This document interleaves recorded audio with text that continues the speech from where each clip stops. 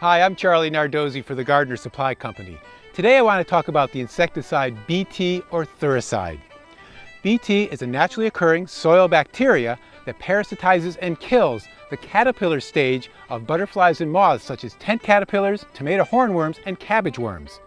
There are also forms of Bt that kill other larvae such as the Colorado potato beetle and mosquito larvae, so you have to choose the right one for the pest you're trying to control.